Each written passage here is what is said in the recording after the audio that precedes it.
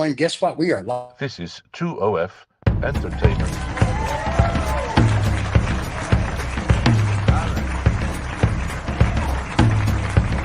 What could be more reprehensible than two old farts?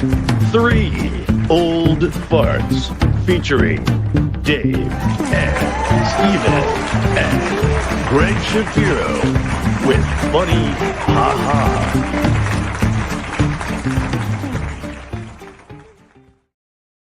Oh, we're back, boys and girls. Hilarious already. It's hysterical. Yeah. So I love your artwork, you guys, in the background. I know. There's David. There's the creation of David. You can buy them. We have the sweatshirts, and they're on the merch site. Right.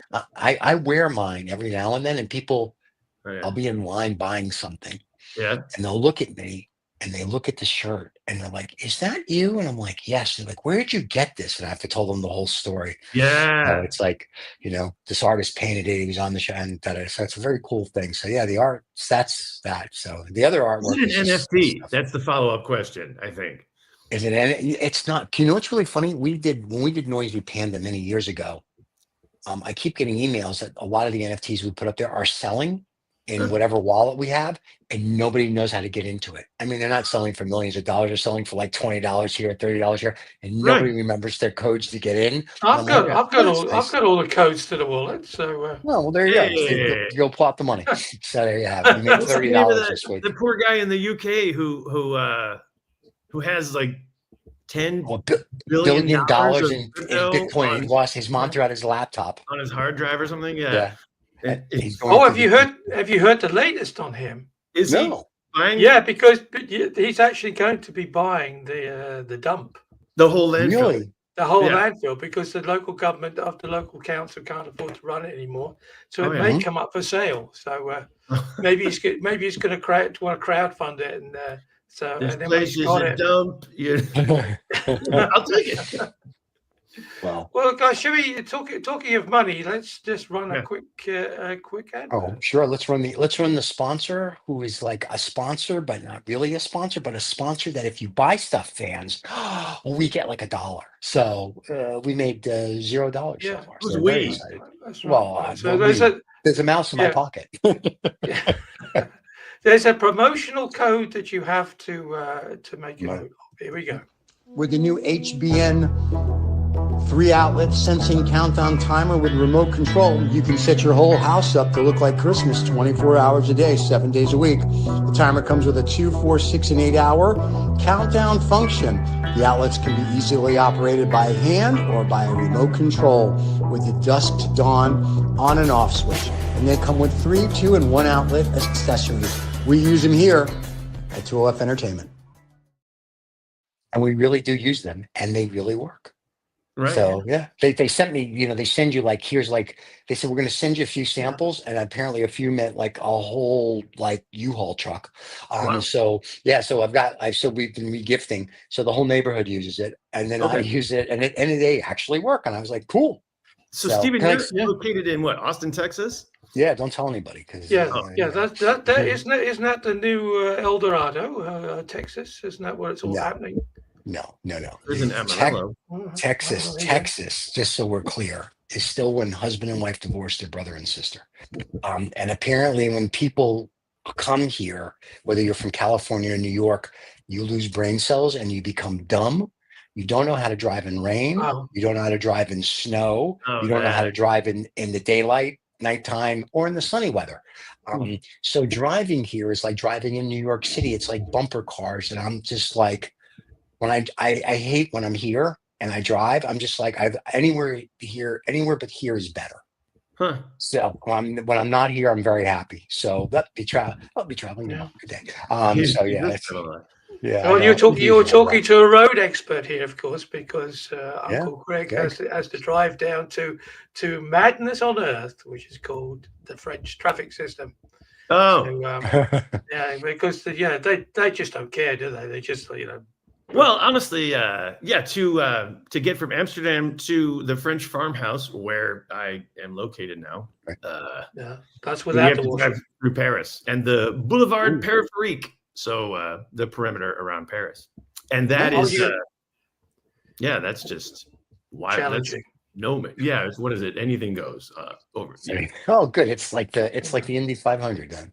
Or the I don't know. You Formula said 1. bumper cars. It's somewhere between gridlock and bumper cars. Yeah, and with motorcycles, like a lot of two wheels going in and out between everything. So, well, see, in California, I like it because the motorcycles they have that they have their private lane, right? So they're coming. Oh yeah. But I noticed here in Austin in America, I guess in general, but in Austin, when people drive motorcycles, they're idiots. It's just like boom, boom, boom. Yeah. And I always joke, I said I should just kick my door open just for fun. But then but it's just like I'm like, dude, slow down. And everyone's in a hurry to go to the red light. I've noticed that here. I'm sure it's everywhere, but here it's like it's everywhere. You can see the light is red.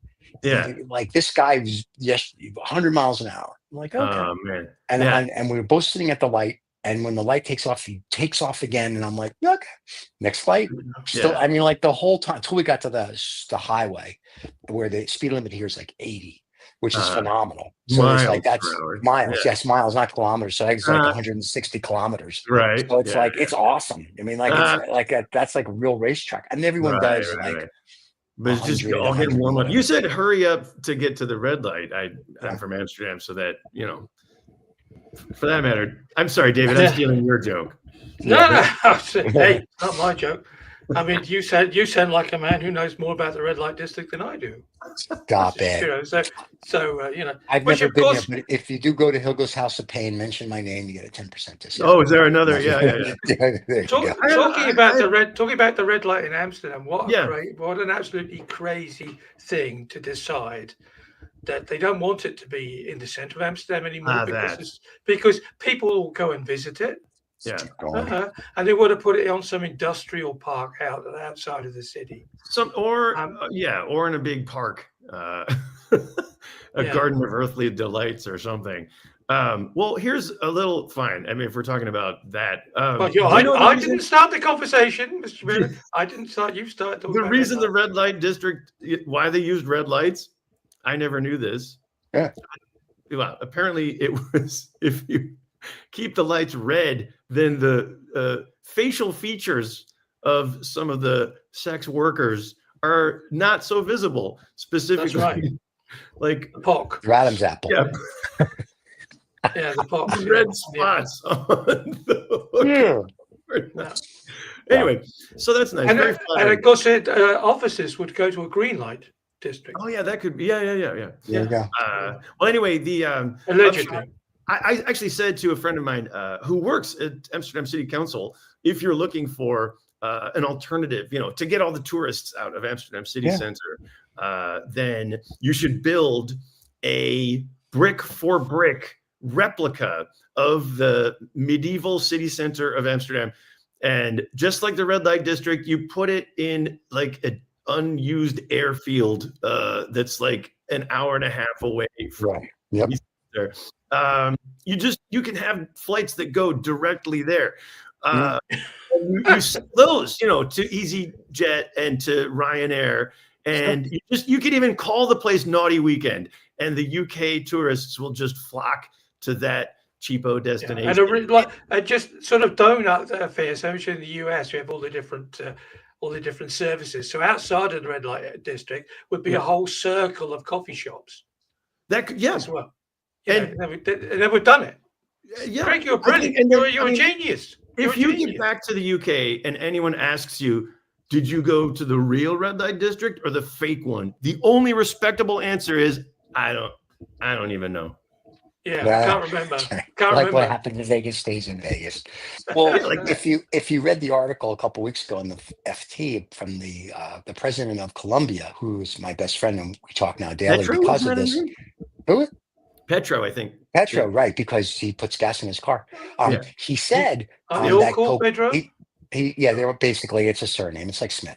But anyway, he said that cocaine should be like wine and be on every shelf. It should be legalized because he says that would cut down on drug cartels because they would all become legitimate businessmen. Right. And I'm like, and I've never used it. I'm like, that's ingenious. And then I went to because then I've got to take it to the next level. I'm like, because then they won't cut it with like bleach and they'll cut it like under a guideline, right? And then people can buy it, and in this way it won't be like, oh, it's cocaine. It'll be like a big deal. Because until the 30s, talking about cocaine, until the 30s, cocaine was in everything. It was in Coca-Cola. It was in your medicine. And apparently it didn't kill anybody. And all of a sudden, we're like, it's no good for you. Now, they're mixing it with fentanyl. It's very deadly. I agree. Yeah, I agree. Yeah. But I'm talking about that. Your best friend. But don't the South American native South Americans say that the coca leaves, where the coca comes from, of course, makes old men young again. So it was used to, for altitude sickness and for hunger, suppressing hunger. Yeah. So it has And lots for coming up with great ideas. Yeah. Like where to get more. Where to get more. I say to the president of Colombia, and we've invited him on all our shows now. We've sent letters and stuff. Dude, I'm like, you come. You don't have to bring a gift. I mean, unless you want to. But you come, and it's perfect. But the best, and John from Lost Dollar and I used to do deals down in Colombia, not those deals. But we would leave Colombia. And remember Juan Valdez, the coffee guy? Yeah. Okay. When you leave Colombia, they have this bag of coffee that you can only get at the airport. It's this very dark, like they have, and I think the caffeine on a scale of 1 to 10 is 1,000,006. Wow. And it's like, and you go home and you brew a little like normal and you drink it, and it's kind of like Cuban coffee. Your heart just goes, but it's that way for like a month. And you're like, I'm going to You don't need die. cocaine. You don't need cocaine. You just drink this coffee. So it was so John and I, every time we'd go back, we'd pick up bags of this coffee. It was sort of like crack cocaine, but I'm like, dude, you need to export that with your Coke and your drink. So, but I thought that was very interesting that the president of Colombia, but he said it live TV during a cabinet address. It wasn't like he was on a talk show. He said it on a cabinet, like the whole country heard. And I'm like, he was used to be a gorilla. It's the same as King Donnie as well. He says things just like live. He doesn't on an airplane. I heard, Gustavo Petro from Colombia says he's going to invade the United States and call it the Gulf of Colombia. I like it. Thank God. Or the Gulf of America, which now technically refers to the entire hemisphere. I know, right? Well, because Canada's South America. Canada wants to be our 51st state, not. Mexico's apparently our 52nd, even though Texas is the land we stole from them. So technically we kind of belong to Mexico. And the French, I guess, are taking back the Louisiana Purchase because Trump wants to go back to the beginning. He said they were renaming like Mount McKinley. So my question when he said that is that's wonderful. Does that mean the Indians that we stole the land from, is everything going back to them, and then we're getting the casinos? Right. I'm trying to figure out how this is going to work. Anything I know how to run, it's a casino. Yes. Mr. Trump. I was a bit disturbed, really. I don't know if you saw that photograph of him on the airplane with two people standing behind him with a map with extremely large chocolate letters that said Gulf of America.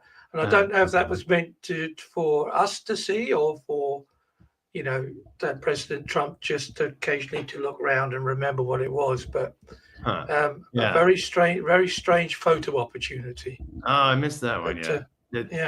There's so much chaos and whatever. It's hard to tell the chaos, the signal from the chaos, but the chaos is the noise. I was going to ask you about that, Greg, actually, because I'm becoming so American. It's unbelievable. Flooding the zone. That's the thing that I keep. The BBC is flooding the zone because that's all they keep talking about. But the more you think, the more you sort of realize, that's horrible. Is it what forever? Yeah, the flooding of the zone.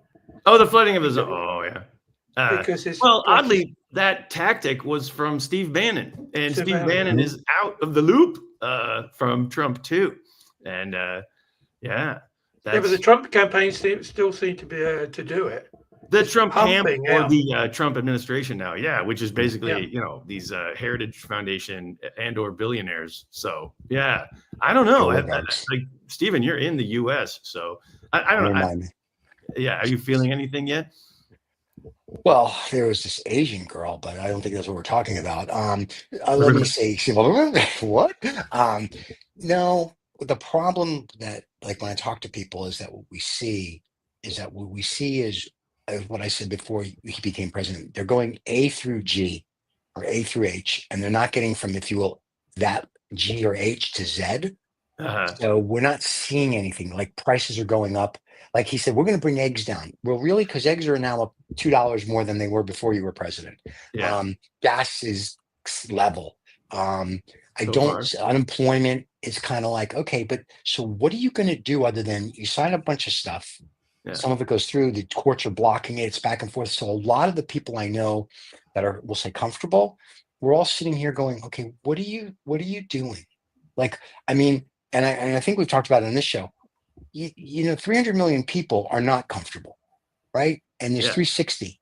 At some point, 300 million people are going to want to take a picnic. And part of the 300 million people are your military, because you don't pay them squat, including the police, and if they get like enough's enough, you have a problem, because Elon's robots aren't going to help you. No one's going to do stuff. And so I don't see yet where they're doing anything. I know the federal judge blocked Elon from the Treasury system payment stuff. I know they put like a lot of blocks on a lot of things that Trump said Elon's going to go do. So I'm not sure if the Trump already knew that was going to happen. And it's going to be a look, I tried, but I couldn't because I was blocked by the deep state. Or if he really thought that they'd get away with it all and then everybody would just acquiesce to his mindset. So I'm kind of still waiting, because some of the stuff he's doing and wants to do, I'm like, you know what? I'm okay with that, because it makes a lot of sense. But he wants to discontinue pennies. Well, yeah, because it takes like a nickel to make it. And I'm like, that's fine. Like, that saves money. We're good. Stupid. Yeah. Like, it's I'm from Illinois. I know, right? But here's the thing that he mentioned yesterday, and I don't think a lot of people caught it, but I did, because we do a lot of international. And this I thought was interesting. So Trump said he's going to halt enforcement of the banning bribery of foreign officials. So in 1973, the Foreign Corruption Act took place. And he's going to ban it. And he says it'll be good for America, because you can then do business with Americans. Instead of the FBI investigating American businessmen and foreign businessmen, he was like, we can now go after murderers. Okay. Oh, okay. So that lets his son-in-law off then. Well, yeah, but so my point is, so he does things like that, and I'm 50-50 on something like that. I'm like, okay, maybe that's good, maybe it's not. So does that mean now I want to go do business and pick your favorite country, you're going to let me take a suitcase full of money? Or does that mean if they come over here, they can give me a suitcase full of money and you're not going to let it be? I think that's where we're going. But he's like, it's going to make America great, and all these people are going to be able to do business with us. And I'm thinking, no, it just seems like you should just use your digital your crypto algorithms and just give money back and forth on Bitcoin. It's the same kind of illicit trade. So I want to see how it pans out. I'm thinking of investing in the US, because I want to invest in the company that makes those big felt tip pens that he uses. The Donnie Science. Sharpie. Because he like, I don't know how many he gets through on a day. I mean, every time you see him, he's got like 20 of them in front of him, and then of course he throws them into the crowd as well, so everyone gets them. Hey. And they're sharp. I mean, they hurt people. Yeah. And he doesn't care. Yeah, he's the president. He doesn't have to care. Those MAGA guys are just like, oh, thank you.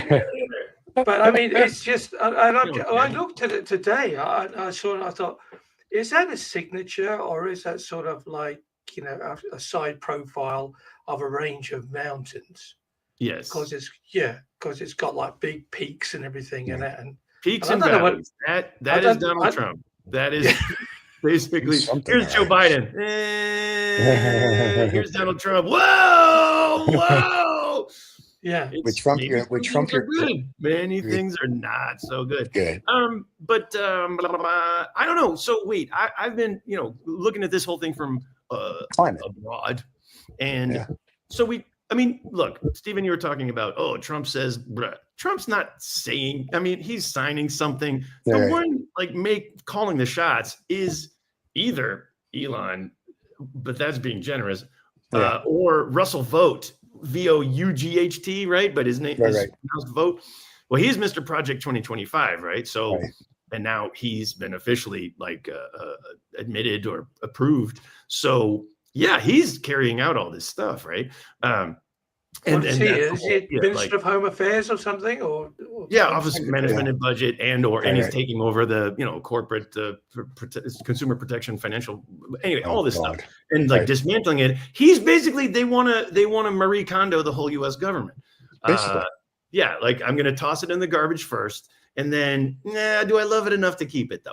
So fine, but meanwhile, here's Elon Musk over at the Treasury Department, and I mean that is the big question mark, I guess. And I think the question mark. Do you think that's the mirror though for all the smoke that you're talking about? Because you're saying that like all this stuff's happening, but all the media attention is towards what Musk is doing because he makes better headlines. Well, you say that behind all of that, there's other stuff happening. Because so Russell Vogt, who's Project 2025, is first of all super government conservative. Like want to one of the quotes from one of these guys was, "We want to shrink the government down to the size where we could drown it in a bathtub." The size of a bathtub, and like drown. So indeed, Marie Kondo, and then put it back if we really need it. And then also Christian nationalists. That's like another whole area. Heritage Foundation, who wrote the Project 2025. Then you've got the billionaires and Musk and whatever. And then, of course, Trump himself, who's just, lining his own pockets, basically, and revenge. So what, I mean, Elon Musk, again, what are the headlines? To me, it's just like he took over the Department of Treasury. Oh, it's a data breach. Like, is that the headline? Or it's power grab and constitutionally questionable? But to me, it's just like he took over access to the Treasury, like the payment system, and he's basically giving his companies subsidies and contracts and taking them away from competition. So Jeff Bezos, SpaceX, sorry, you should have given $290 million to the Trump campaign. So anyway, like it's just theft. It's just it seems to me like taxpayer dollars, now Elon's dollars. He's going to make back his 240. It's a great investment. Anyway, but the federal judge Friday blocked him from the Treasury system. Yeah. And I was watching Russell Vogt. They don't, and JD Vance. No one cares what the judges say. So. Yeah, but they said no, so they stopped him. No, but is it not a temporary injuction? It's a temporary injunction, but it just says, well, hold on, let's have another look at this, because it's not like a complete lockout one way or the other. The problem is going to be. Here's what the problem is going to be. All these people, not the Christian nationals and the Project 2025 people who want this to go back to 1930s. The problem is going to be is the rest of the Americans. Yeah. This time next year, if things don't get better, and China and all these other countries aren't putting billions and billions of dollars in America and making it great again, people are going to get annoyed. And even though there was a senator or a congressman that said, "Oh, Trump should be allowed a third term," he won't make it out of this term because people are going to be like, "Nope, this time we're really going to impeach him." And it'll be from his own party. There's rumblings when you watch Bloomberg. There's people from the Republican Party, Republican strategists that are like, "What? We don't know what he's doing." And when we talk to people inside the party off the record, they're all saying, hopefully there's a bigger plan other than whatever, because they're all saying, we're not going to win our upcoming midterms, if he keeps doing this. So they're going to vote, unfortunately, because he's broken, if you will, constitutional laws and other things, and back and forth and if a Democratic House and Congress and whatever gets in, just say in 2 years, that's going to be a little different, because at that point they may be like, yeah, you know what? You broke all of this. We may impeach you. He may not get impeached, but there won't be a third term for him. And I think the American public is going to, it's like, yeah, go do. You better go and do. And you only have what we're February. You only have 10 months to Yeah. show that you're really doing something. Yeah. And to get things under control. Like Right. when they said they were going to look at the Veterans Administration, veterans are like, you touch our benefits, Right. you have a problem. And I'm saying you don't want to piss off these guys. They actually know what they're doing. I'm not Right. talking about like some 80-year-old that you're going to screw up his Social Security that never did anything. I'm talking Or a about veteran these who's guys.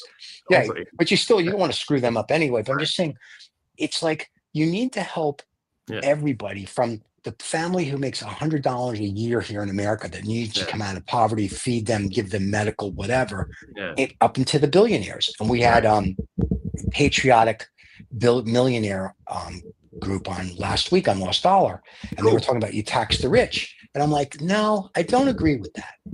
I agree we should tax corporations because these CEOs are making. David, don't move your thing, David, because you're making noise.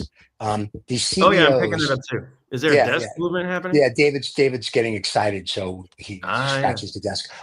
So what's happening is that you're taxing these people, whether you make under $1 million or over $1 million. To me, is not even material. What's material is if I'm a company that's making billions and billions in profits, you're like, oh, we need this, and no, you don't. You need to pay your share of tax because no CEO in America needs to make 50 million, or in Elon's case, $58 billion.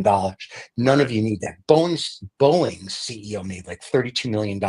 Really, your planes crash into mountains to size. You can't even get people into space. Jamie, Citibank or Bank of America just made another 30. That's great that you're making these stuff, but you guys are out of touch with the reality.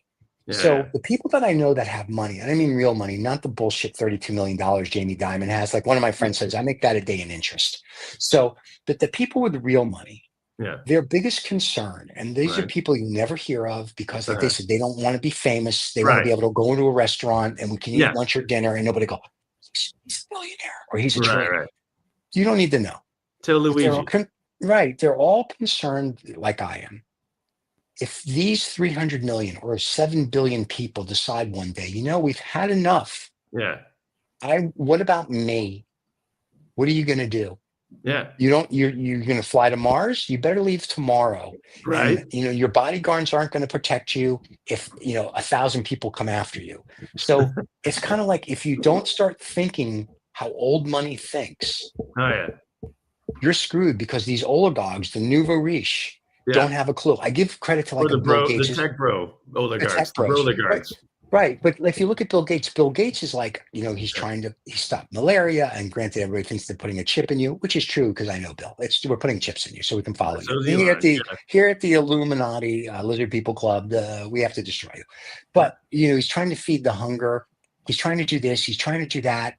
And even like the USAID, he goes, I give money to the same organizations that they do to try to feed people. Right. So if you're going to just, pardon my French, go F you to everybody that's not a billionaire, you have a problem. And I'm not just saying in the United States. They're going to all wake up. Now, granted, Americans are fat and lazy and they don't give a shit.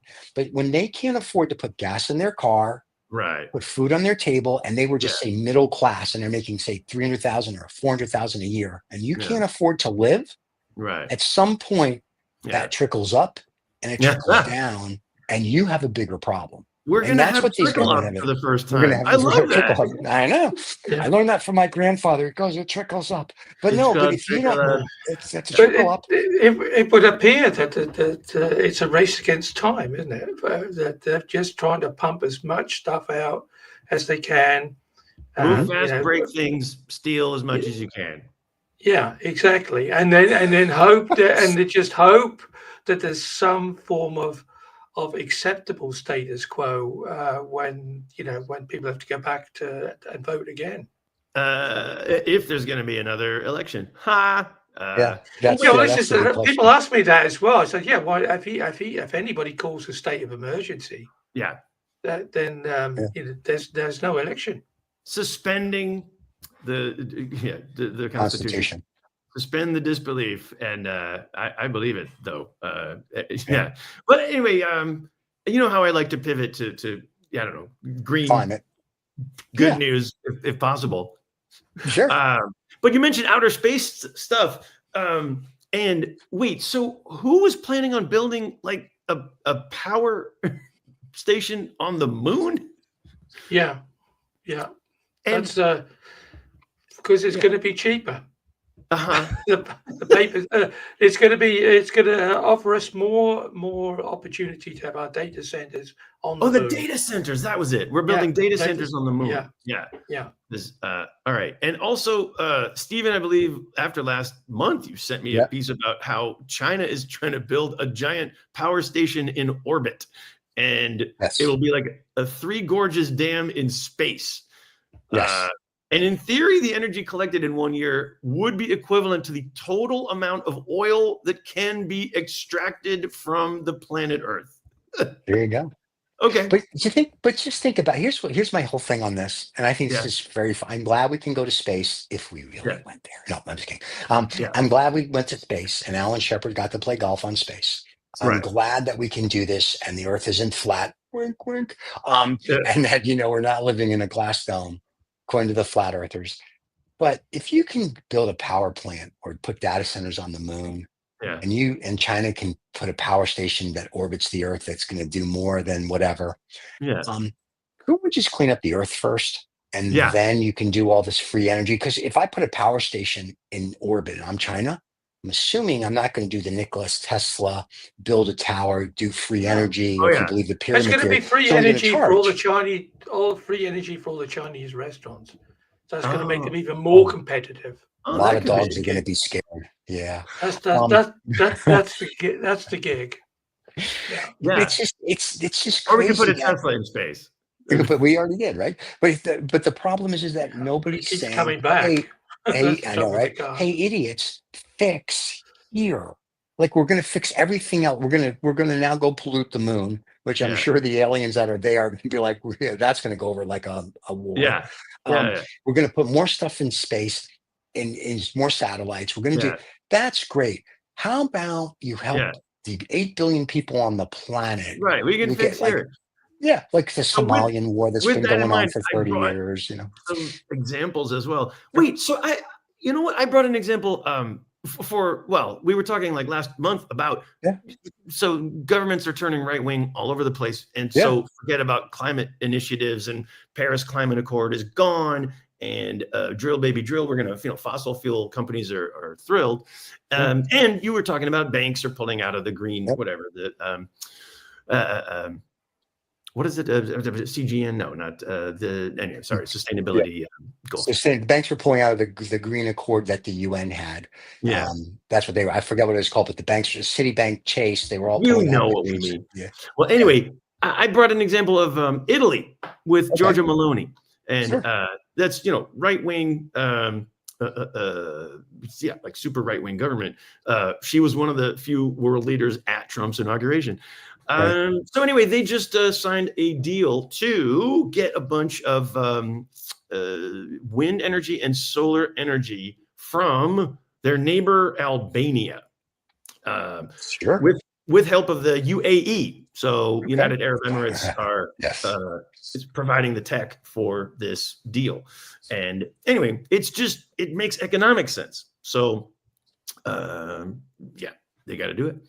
Well, we did deals back in the 90s in Albania, and we did mini hydro dams and we did mini wind farm. We did tons of stuff there. So they're probably ahead of a lot of countries, which no one even knows about, because Albania's government back in the day was like, we got to do this. The UAE has tech coming out of their bum, that nobody knows about, because the UAE is going to be, and I know when I say that Americans and Chinese hate me, but the UAE is going to surpass everybody in the next 10 years. Because even though they're under, I don't want to say it's not a dictatorship, it's not a monarchy, and it's not like a democracy. It's kind of like all three rolled into one, whatever you want to call it. Oligarchy? No, because they let you do stuff and they want you to be free and do and think. Like they don't. So there's somewhere in between all of that, but they are like, every time I'm there, they're just like, you should do this. You can come here. You can do that. We'll give you this. But they make it so easy to go, whether you're in crypto, whether you're in blockchain, whether you're in tech, whether you're in energy. The UAE is just for like, no, come and do. And they will, if they like it, they will write you a check. So the UAE, I think, is this like sleeping giant. It's kind of like what China was before we woke it up with Nixon and Mao. I think the UAE is a sleeping giant. In 2030, 2035, they're going to wake up the planet along with Saudi Arabia and be like, we're here. And people are like, well, how did this happen? Because it's been happening for the last 35, 40 years and no one pays attention to it. Saudi is certainly, okay. Yeah, wow. And mark my words. Yeah, okay. United Arab Emirates, go visit Dubai. And anyway, wait, I brought another example. Oh, I went to Northwestern University, so grew up in Chicago. I was in county. This was from Northwestern University. The precious metals. So the construction of these batteries and or EV engines, they need a lot of precious metals so some of these can be replaced by industrial waste, or now they're figuring out how to take industrial waste from the production of things like vitamins, which would normally be waste, and now they can repurpose it into a replacement for precious metals and rare earth minerals, which apparently the biggest exporter, China, and a lot of them are in Ukraine. Which is why all of a sudden Donald loves Ukraine, loves Zelensky, and that's why there's a war. So really interesting. BMW said yesterday, I was reading on the FT, BMW said, we're going to keep making hybrids and EVs, but we're really going to up our production on petroleum cars now because we don't think the United States is going to be going EV or hybrid for a long time. Well, right now, a lot of people are trashing their Teslas because they're tired of getting graffitied the whole time. Well, not only that, but Teslas, whatchamacallit, they've lost a few $billions in value. All of Europe stopped buying it. They all want BYD now. We can't charge them up. That's why. Well, no, it's just that Elon is, when you praise I forget the party's name in Germany, the ones that like support Hitler, and you do your little high, and you do your little high Hitler thing and go, no, it wasn't. You're like, okay. And you like your sins of your father you shouldn't have to worry about that. All the Jews that were owning Teslas are like, no, we don't think so anymore. Like the memories are short, like for Mercedes and Porsches and whatever. But for Tesla, not so much, Elon. Yeah, right. But Elon's kind of like, at least all the same. These the same Jews that are walking around with Hugo Boss suits on, those sort of. Mine are handmade by a nice little Iranian guy that gets it from Turkey, and it's all bespoken. I don't wear off the rack. Can't help you on that. So that's good to know. Yeah, it's poor people wear off their. I can't wear off the rack. I have an image. I may run into someone I know. Yeah, right. Well, so anyway, those are just a few examples of outer space to more like cross borders. I like the outer space thing. Green stuff. Yeah. What do you think, Greg? So we get to outer space and we find out remember what the guys who landed the first time on the moon said? They said when they landed on the moon, it rang like a bell for an hour. Oh, I don't remember. Okay, so they said that. So my thing is, so let's say we get to the moon and we find out that the moon. That's right. Let's say we get to the moon and we find out it really is not the moon, and it is really a satellite or some space station that was left there millions and millions of years ago. And we're going to put this on.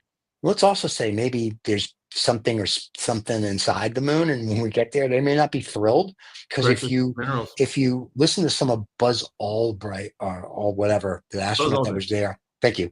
His interviews, he's the first one to say, as he's getting older, he's like, yeah, there's monoliths there and there's this there. He just tells it. Like I heard him on public television one day and he's just talking. He's like, oh yeah, there's a monolith there. We would see things. But since he's so old now, people don't really pay attention to him. I'm like, this guy's telling you stuff. Now, I'm assuming our government knows, and again, our government. So if you're going to build a station on the moon, are you going to treat those people that live there that probably have better technology than us? Are you going to treat them like the Indians here and you're going to try to kick them out? I don't think that's going to go over well. Somehow, I don't think that's. I'm just saying it could be an issue. Well, maybe excuse me, Elon's in on all the inside info about, and that's why he's going to Mars, because nobody's claimed it, because he knows it's like it's an alien satellite. Yeah, I believe. I just. But No, but we know that there's a few things which are not quite right about the moon. I mean, if it was made of cheese, Kraft Heinz would have bought it a long time ago. So there are some things that we don't know about.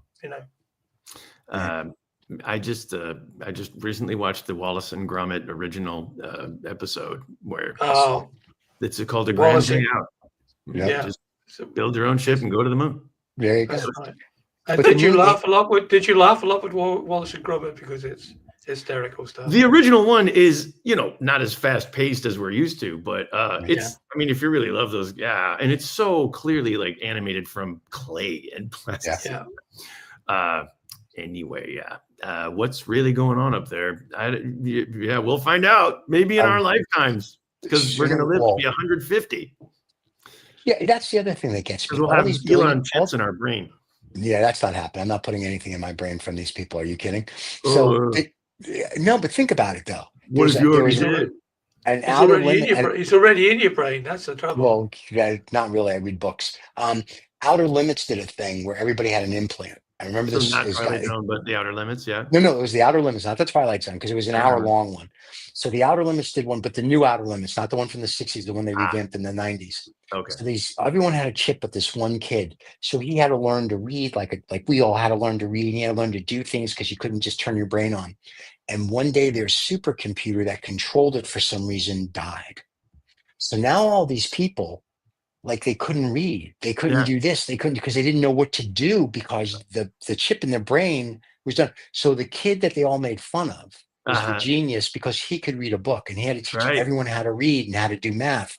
So my thing with the Elon thing is, so they put this chip in you so you have all this knowledge. I'm assuming it can do other things. So if the public becomes disobedient, couldn't you just click of the chip and either get rid of the public or change their mind thought? Or if you're like, you want to hunt somebody down, you can go hunt them down.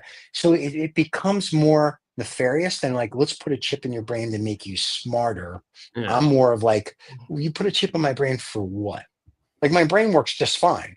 And I can read a book to learn. You can add some fish to it and have a dinner. It's fish and chips. Yes, thanks, Dave. So, anything else on the green side?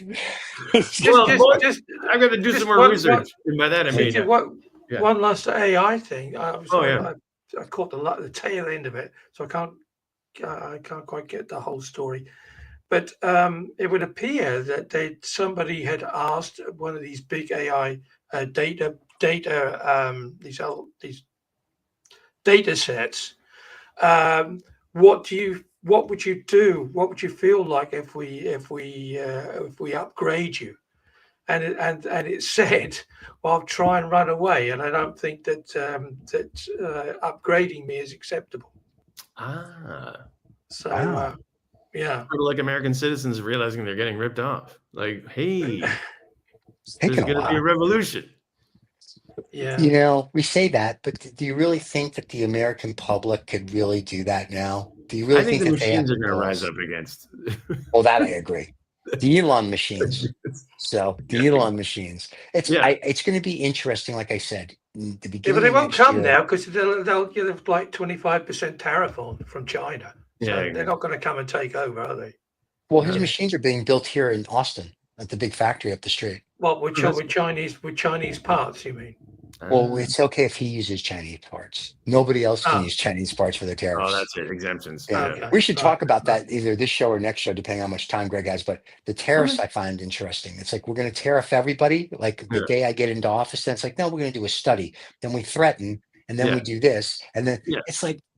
So to one extent, I get what he's doing. It's like now he just said to Egypt and to Jordan that if you don't take refugees from Gaza. Right. We're going to stop giving you aid. Yeah. And it's like, I don't know if he realizes this, but the UAE and Saudi have more money than China and the United States. Like, you know what I'm saying? They have more money than God, if you will. Yeah. Depending on what God, you can pick and choose. But I don't think threatening over there really works. If you follow the history, they're like, threaten. Well, maybe they'll choose to have something else. I mean, why would they want to have Gatorade anyway? You know what I mean? I know they don't have beer, but why would they ban them from having Gatorade? I mean, that doesn't make sense to me. I go through this daily. And my biggest concern My biggest concern is that when they was asked how much tariff is going to go on all sorts of metals, it was 10%, and then when they asked them again, it was 25%. Right. And then I just wonder to myself, well, how long is the supply chain of cans of Coca-Cola and beer? How long is that going to last before that 25% gets banged on top of it? And then, redneck America is going to say, oh, all of a sudden my beer's gone up by 25%. Mm-hmm. I don't know if they can do that math. Oh, okay. Right. It's fine. Right. Just saying. Well, maybe they'll have to drink Gatorade then as well. Oh yeah. Well, I gotta go, but you gotta go. Greg, it's always good to see you. Thank you. Yeah, I'm so excited to see what happens in the next month. I like your green news. I like the fact that we can talk about other stuff. Don't forget to subscribe and like. Before we run away, are you going to be anywhere next month? This month? Right now, I am working on shows in the Netherlands, and so the Hague and the Amsterdam, Rotterdam, and working up to sort of tour of the Greg's Dutch Climate Good News. Oh, cool! I like that. It's a whole show. It's a whole hour-long show, and it's full of quotable, inspirational examples. That's what we like. From corporate events that I've done for some of these startups as well. It's very cool. Anyway, but gonna be doing the America's Funniest Home Videos. You'll hear my voice on the weekend. That show in English. Go figure. That's in Amsterdam, everybody. That's in the Netherlands. It's not in the United States, so don't have a heart attack whoever's doing it there. So, right. Well, that's very cool. Well, my friend, we will see you next month, hopefully. It's always a pleasure to spend time with you. Don't forget to subscribe and like. And if you're in the Netherlands, you want to catch Greg Shapiro's show, there you go. You can look for him. And if you don't know how to do it, call us. We'll get you there. And that's it. Don't forget to subscribe and like. We'll see you all later. Thank you to our sponsors, and we'll talk to you all soon. Cheers, everybody.